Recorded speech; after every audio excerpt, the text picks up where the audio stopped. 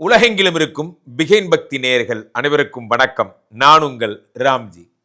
வருகின்ற ஏப்ரல் மாதம் 10ஆம் தேதியிலிருந்து 13ஆம் தேதி வரையிலான அந்த 3 நாள் மட்டும் பேசுவோம். ஏன்னா 14ஆம் தேதி சூரிய பகவான் மேஷத்தில் எழுந்தருளப் போகிறார், மேஷத்திலே உச்சமடைந்து விடுகிறார். ஆனால் இந்த 3 நாள் என்ன நடக்கப் போகிறது அப்படின்னா, இந்த 5 கிரகங்களும் எல்லாருமா சேர்ந்து மீனராசிக்கு வருகிறார்கள். யார் யாரெல்லாம் வராங்க? சூரியன் வருகிறார், புதன் வருகிறார், சனி மார்ச் 29 வந்தாச்சு, ஏப்ரல் 10ஆம் தேதிக்கு முன்னாடி 10 நாள் முன்னாடி வந்தாச்சு. சனி இருக்கிறார், சூரியன் இருக்கிறார், புதன் இருக்கிறார், சுக்கிரன் இருக்கிறார், ராகு இருக்கிறார். அப்படியே அப்பா எல்லாரும் இருக்காங்க. மிஸ் ஆனது 2 பேர் யாரு? ஒன்று குரு, ஒன்று செவ்வாய், ஒன்று கேது.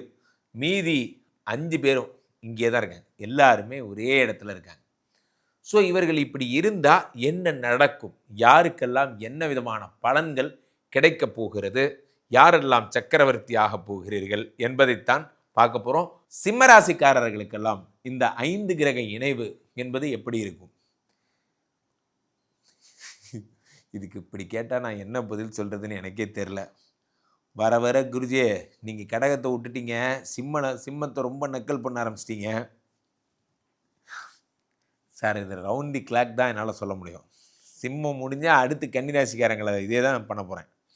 ஒவ்வொரு வருஷமும் இது நடக்க தான் செய்யுது. அதுக்கு நான் என்ன செய்யுது, ஒரு புள்ளி நவுந்து வராங்க. கடகத்தில் இருந்தாங்க, இப்போ சிம்மத்துக்கு வந்துட்டாங்க. சிம்மராசிக்காரர்களுக்கு ஏற்கனவே நமக்கும் அவங்களுக்கும் வாக்கியா தகுறாரு. அஷ்டம சனி ஸ்டார்ட் ஆயிடுச்சு. போகிற இடம்லாம் கண்டென்ட் பண்ணிகிட்டே உட்காந்துருக்கான். இந்த சனி உங்களுக்கு துணைக்கு யாரை வேற கூட்டிகிட்டு போகிறான்? 3-10 கூடிய உச்சம் பெற்ற சுக்கிரன், சுக்கிரனோடு சேர்ந்த ராகு, 2-11 கூடிய லாபாதிபதி புதன், புதனோடு சேர்ந்த சூரியன். இதில் 95% உங்களுக்கு சூப்பரான நேரம். ஒரே ஒரு 5% இந்த சனி மட்டும் உங்களை டென்ஷன் பண்ணுவார். நடக்கிறனா என்னன்னு கேளுங்க. இது நீங்கள் ஜெயிச்சிட்டீங்க, அவ்வளோதான். காரணம் சுக்கிரன் உச்சம், ராகுவோடு சேர்ந்த சுக்கிரன். வாழ்க்கை ஒரு நிமிடத்திலே மாறிவிடும்.